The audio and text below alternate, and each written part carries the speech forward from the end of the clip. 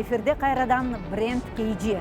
Бүгүн биз сиздерге Ош шаарында жайланышкан Акташ ата мекендик курулуш каражаты кыш өндүрүшү тууралуу маалымат беребиз. Кыргызстанда гана эмес, Борбор Азияда алгачкы жолу Ош шаарындагы Акташ өндүрүшүндө биринчи жолу жумушчулардын кызматын робот аткара баштады.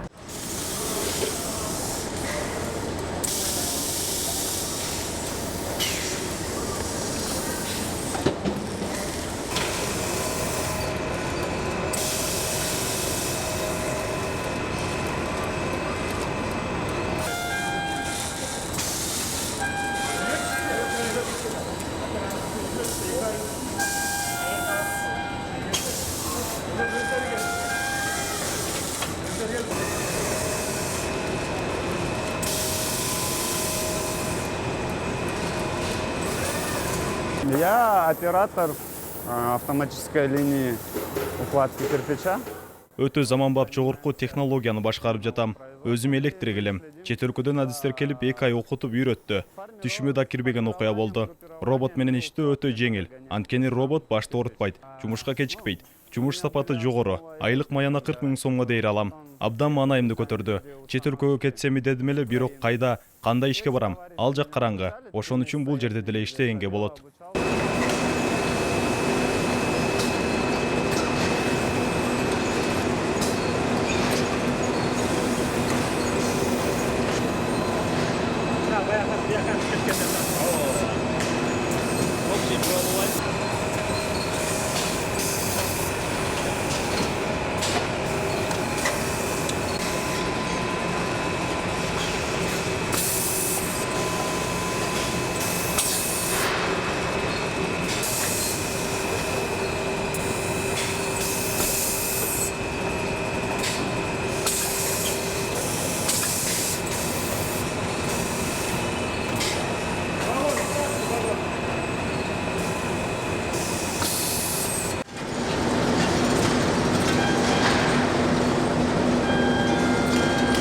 Мындан 7 жыл илгери элдик канал Кореянын Сеул шаарындагы Hyundai заводунда болгондо роботтордун иштеп жаткандыгын көрүп жомоктогудай туюлган эле. Ал эми бүгүнкү күндө ошол жомок Ош шаарында.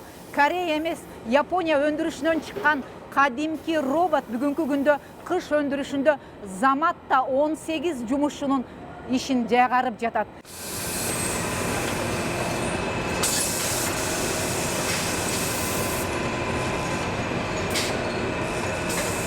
Азыр биз мына экинчи технологический линияда биринчи кирпич заводда турабыз. Ош Акташ боюнча 1 миллион 850 000 доллар алдык. Бирок мына ушул оборудованиянын суммасы 700 000 еврого алдык. Узунун 1 метр кылып кесип берет бул автомат резкий. Циклы 4 секундда бир брусты кесип берет.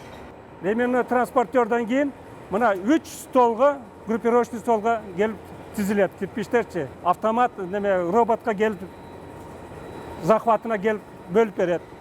Захват кыштарды алып туруп, обжиговый вагонго тизип берет. 3 катар туурасына тизип берет, 15 катар бийигине түзүп берет бул элгечи. Тизилип берген робот бул японское производство Fanuc. Бул өзү тизип, өзү вагонго тизип бергенден кийин вагондорду анан кийин өзү автоматически жылдырып берет. Бул роботчу. Койгонубуз эмне максат менен койдук? Биринчиден, бул линияда болгону 8 адам иштейт. Биринчи технологический линияда 30 адам иштейт.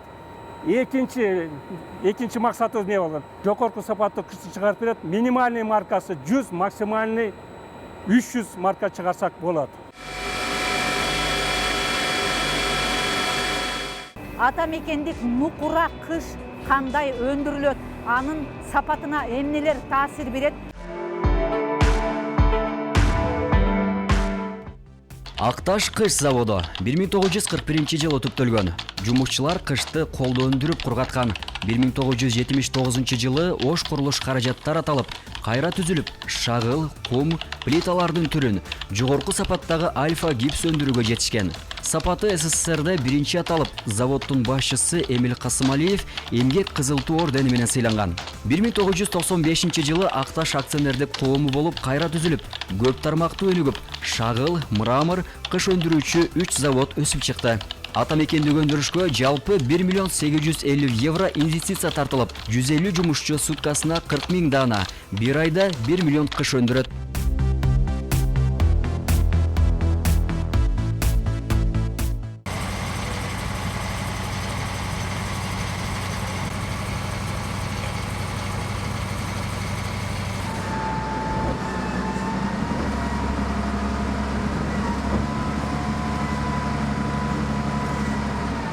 Gününe 600 tonna şeyin topraqtap kelebиз. 600 tonna topraqtap kelebиз. Ап келгенден кийин биз көбүнчө кирпичтин сапаты жакшы болуш үчүн биз көбүнчө сырыёго көңүл бөлөбүз. Бул бункерге салгандан кийин чыгат ана жерде биздин гильномешалкабыз бар. Ал жерден топрак суу ачып, суу кошуп, через дробилка майдаланган топрактар мынандай болуп туруп, мына влажный, чаңыбайт.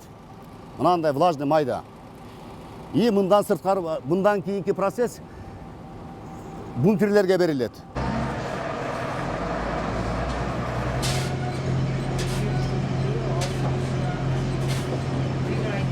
Biz ичкери формовкага айдайбыз эме кылыпчы. Бу жерден тупурак бербей калсак, боякта токтоп калышы мүмкүн.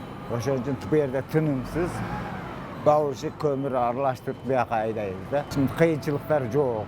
Москвада барып келдик. Ого караганда Кыргызстанда өзүбүздүн жерибизде иштеген жакшы экен. Мына бул станокторубуз көмүрдү майдалап берүүчү станоктор болуп эсептелет. Себеби бизге карьерден көмүрлөр ири көмүрлөр келет. Буну майдалабасак болбойт. Себеби биз майдалап туруп, майдалап мынандай топтоп туруп, күнүгө топтоп, бул көмүрлөрдү топуракка кошобуз. Биз азыр заводдун эң баштапкы алгачкы даярдоочу цехинде турабыз. Бул жерде кыш өндүрүшүнүн каланын сыртындагы атайын карьеринен ташылып келинген топурактар майдаланып, 3 ирет электен өткөн соң, мынау тосмонун түбүндөгү лента аркылуу кийинки аралаштыруучу цехке өткөрүлүп жатат. Ошентип бул жерге кыш өндүрүү үчүн баштапкы эле цехке бир күндө 600 тонна, бир айда 50 000 тонна, ал эми бир жылда 60 000 тоннадан ашуун кадимки топурак ташылып турат.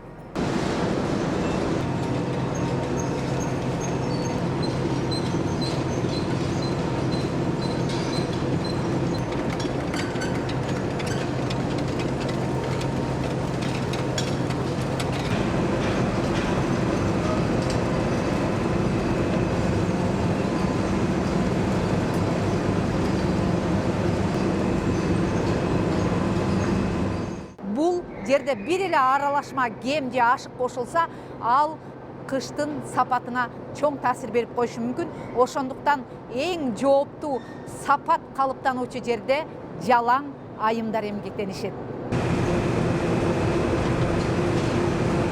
Лентадан келген топурак менен көмүр болот.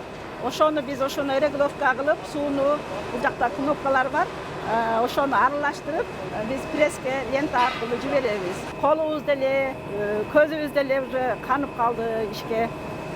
Биз ушул жерде иштеп, Кудайга шүгүр, үстүмө үй алдым.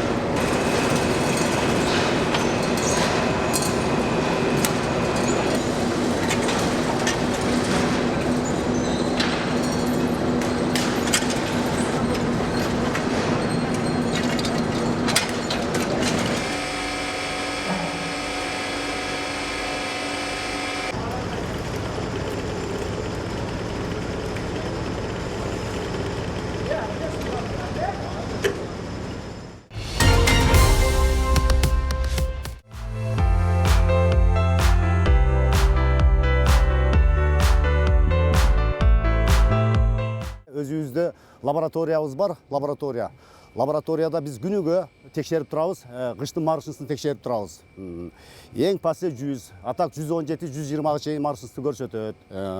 Мен учурдан пайдаланып, айткым келет, эгер иши жок жүргөн адамдар болсо, эгер келсе, биз ишке алабыз, аларды жумушка алабыз. Иштейм деген адамдар алды 40 миңге чейин айлык алат. Айлык убагында беребиз, 2 мал, ысык оокат беребиз, жатаканабыз дагы бекер.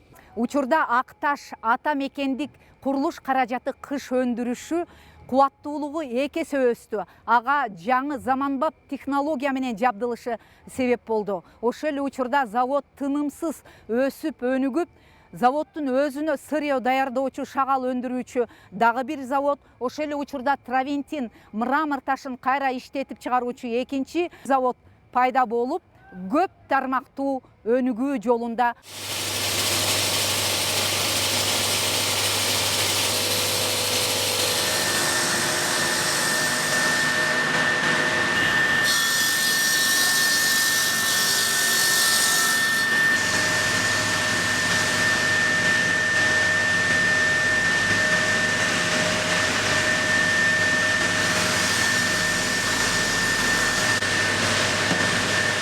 Кыргызстандын брендин чет өлкөлөргө экспорттоого бел байлаган ата мекендик өндүрүштү колдоо. Ар бир көрсөтүү ЛТРдин эфиринен акысыз чыгарылдырылат. Ак топурак, кадимки ак буранын суусу, көмүрдүн күкүмүнөн маркасы 100, мына ушундай нукура ата мекендик курулуш каражаты кышты өндүрүп жатат. Анын сапаты эл аралык талапка жооп бергендиктен кардарлар айлап, жылдап кезек күтүүдө. Бирок заводдо бир эле маселе бар. Ал жумушчу күчүнүн жетишсиздиги. Эгерде сиздер жумуш издеп жатсаңыздар, Акташ ата мекендик өндүрүшүнө кайрылыңыздар. Сиздер бренд KG көрсөтүүсүн көрдүңүздөр. Саламатта калыңыздар.